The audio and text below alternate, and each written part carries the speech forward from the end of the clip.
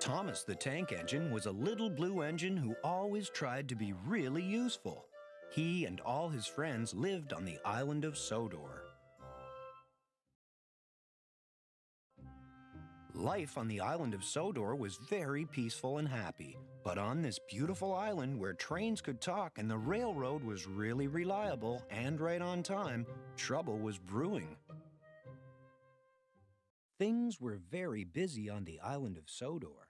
Sir Topham Hatt was away on vacation, and all the engines were doing their best to be really useful. But Thomas the Tank Engine did not feel useful at all. James teased Thomas for bumping into the buffers. Gordon scolded Thomas for being late. They made Thomas feel unimportant. Important is big, Gordon told Thomas, and we are big engines. You are small. Bossy sprockets, grumbled Thomas. I'll show them. Sir Topham Hatt, the railroad director, was going on a vacation. Mr. Conductor, who traveled from place to place in a shower of gold dust, was coming to help him out. I have to go and meet Mr. Conductor, Thomas said. He's going to take care of us while Sir Topham Hatt is away. I think we can take care of ourselves, huffed Gordon. Whoosh! Suddenly, a big diesel engine raced past them. Get out of my way, you blue puffballs, the diesel growled. What was that? Asked Gordon nervously. That was a problem, Thomas said as the diesel screeched away. That's Diesel 10. Sir Topham Hatt sent him to help us steam engines, but Diesel 10 is behaving as though he hates us. I think he's a really scary engine.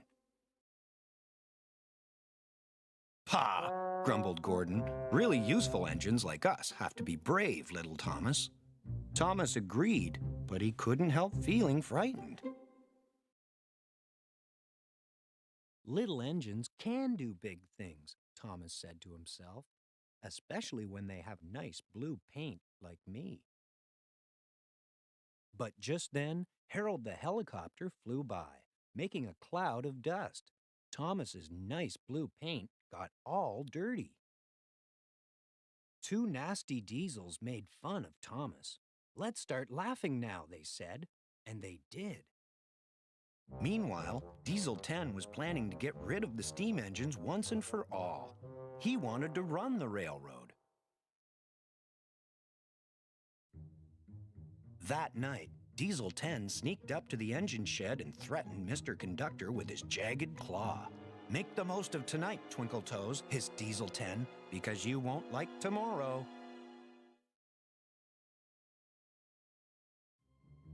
Mr. Conductor had another problem, too.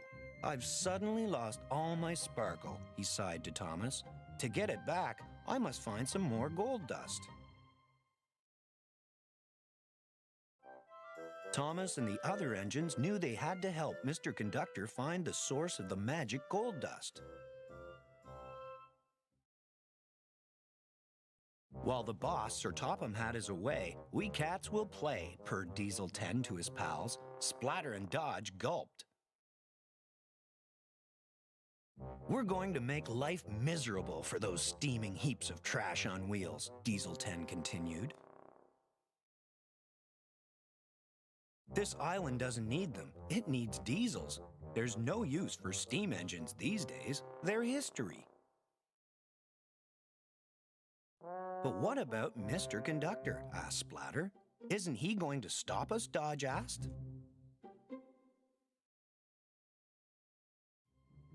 Mr. Conductor needs his magic gold dust to keep an eye on us, snickered Diesel 10. And I know he can't, because he's just run out.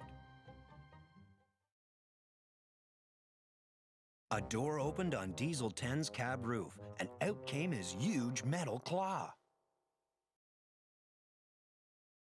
I'll take care of all of them with this, said Diesel 10.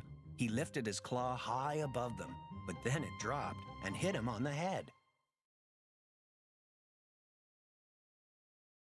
I don't think he meant to do that, Splatter and Dodge said to each other.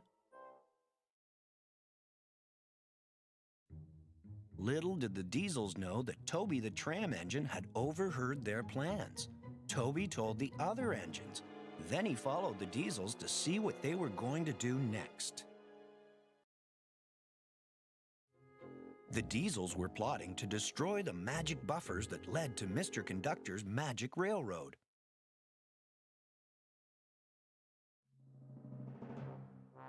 We don't know where the entrance to the magic railroad is, and we don't know which are the right buffers to destroy, said Diesel 10 to Splatter and Dodge, so we'll have to destroy all of them.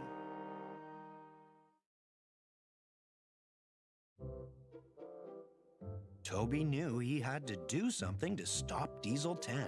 I've got to distract him, thought Toby. Clang! Toby rang his bell as loud as he could.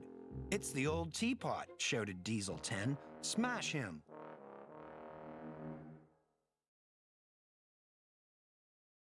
Diesel 10 tried to catch Toby with his claw, but he knocked over a pile of scrap right onto his own tracks. Diesel 10's path was blocked.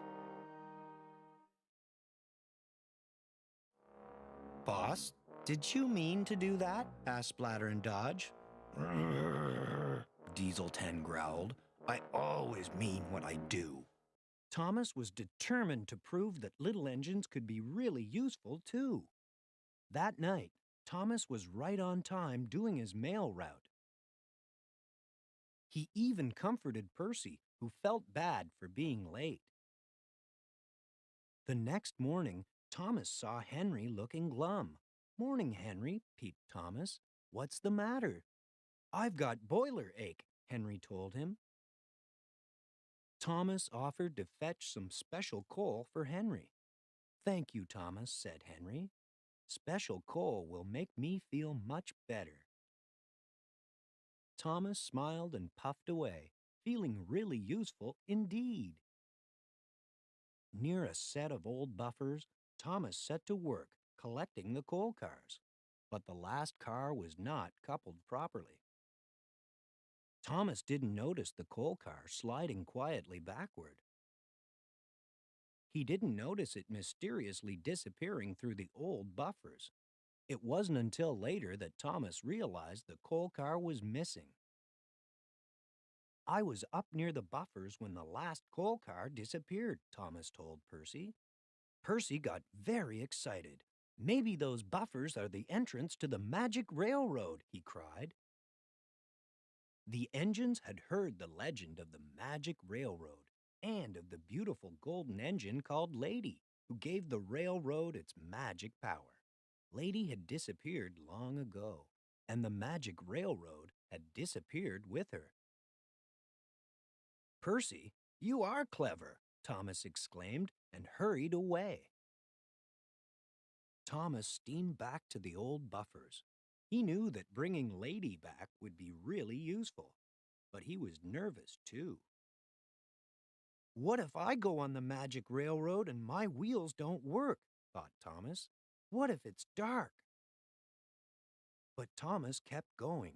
He reached the old buffers and passed right through. The magic railroad was dark and scary, but it was also beautiful. Thomas found the missing coal car. With the car coupled properly, he continued along the magic railroad. Thomas passed through another set of buffers and into a world he had never seen before.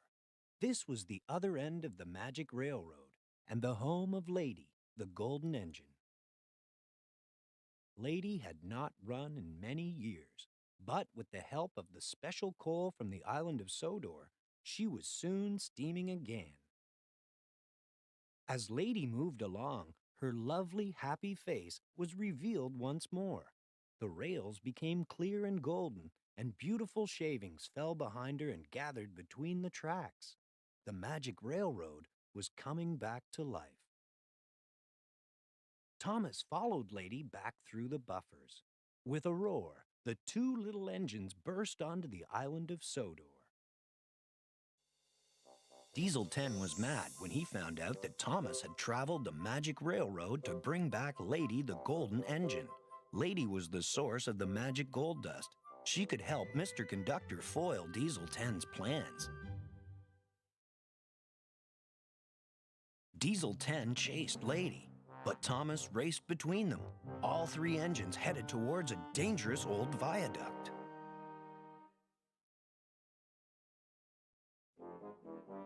Lady crossed the old viaduct. Stones began to fall. When Thomas crossed the viaduct, more stones fell, and a big gap appeared in the track. Thomas jumped the gap just in time. But Diesel 10 couldn't stop, and he tumbled far below onto a barge filled with sludge. Lady was safe, and there would always be plenty of gold dust. "You're a really useful engine," Gordon told Thomas. "Peep, peep," Thomas said, and puffed home into the sunset.